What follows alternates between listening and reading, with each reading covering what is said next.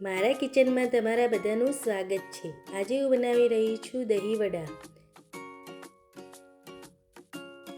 તો દહીં વડા બનાવવા માટે એક વાટકી મેં અડદની દાળ લીધી અને અડધી વાટકી મેં જે આપણે ફોતરા વગરની મગની દાળ આવે એ લીધી અને બંનેને મેં પલાળી અને 4 કલાક સુધી રાખી।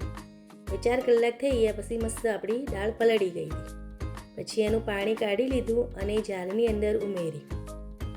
જારની અંદર આપણે એમને પાણી વગર જ એને પીસવાની। જો તમને જરૂર લાગે તો 1 ચમચી પાણી ઉમેરવાનું, એને બહુ પાણી ઉમેરવાનું નહીં। સરસ દાળ પીસાઈ ગઈ। આ રીતની જ આપણે દાળ પીસવાની, એને બહુ ઢીલી નહીં કરવાની। પછી મેં એક મોટા વાસણમાં તેને લઈ લીધી।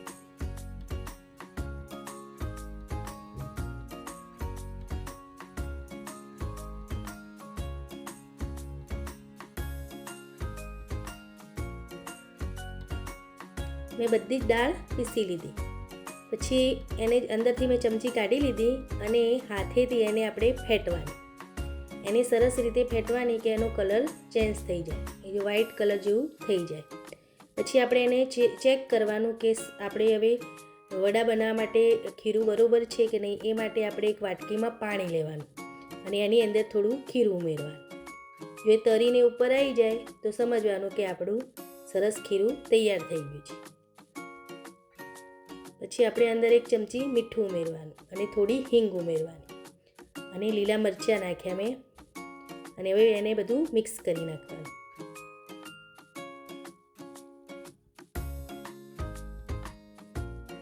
પછી હાથમાં લઈ અને પહેલાં થોડું ચેક કરશું કે આપણું તેલ બરોબર થઈ ગયું છે કે નહીં।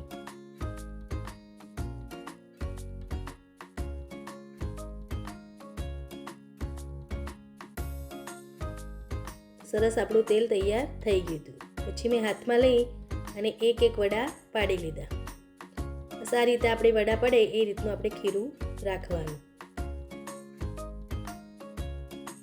તેલમાં મેં બધા જ ઉમેરી દીધા એક વડા કરીને। બસ એ તરીને ઉપર આવી જાય એટલે આપણું તેલ તૈયાર જ કહેવાય કે આટલું જ રાખવાનું અને થોડું ધીમું કરી દેવાનું ગેસ અને ધીમા ધીમા તાપે એને તળવાનું। ક્રિસ્પી થાય ત્યાં સુધી તળવાના। હવે તળાઈ ગયા પછી મેં એને કાઢી લીધા।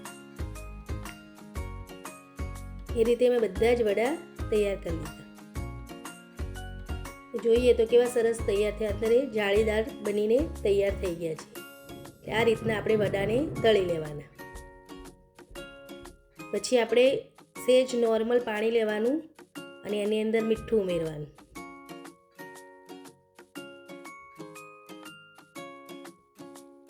અને બધા જ વડા એક કરીને એને ઉમેરી દેવાના। ઉમેરી અને એને પલાળી અને આપણે ઢાંકીને લગભગ 10 થી 15 મિનિટ સુધી એને રાખવાના। 15 મિનિટ સુધી એને પલાળવા દેવાના।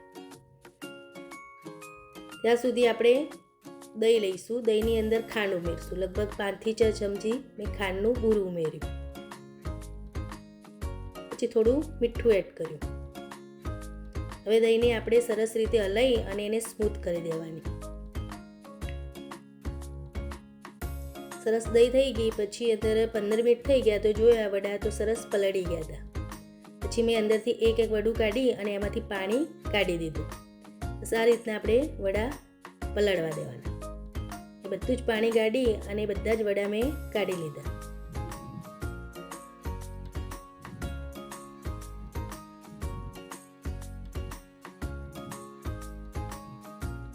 પછી દહીં લેવાની અને દહીંની અંદર આપણે વડાને ઉમેરવાના અને બધા જ દહીંમાં અંદર ઉમેરી અને એને દહીંમાં પલાળી દેવાના અને બધા પલાળી અને એક કાઢી અને આપણે ડીશમાં મૂકવાના।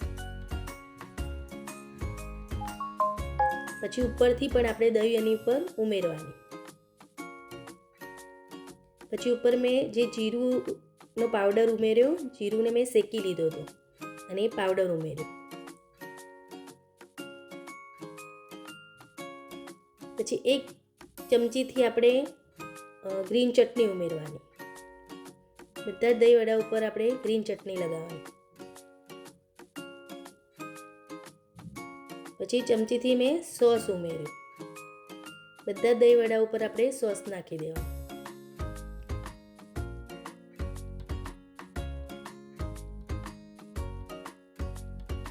જે આપણા દહીં વડા તૈયાર થઈ ગયા. આ દહીં વડા ખાવામાં બહુ જ મસ્ત લાગે છે અને ઉનાળામાં તો બહુ જ મજા આવે છે ખાવાની. કે ઠંડા દહીંની અંદર આપણે ઉમેરીને ખાઈએ એટલે બહુ જ મજા આવે છે. તે આવજો.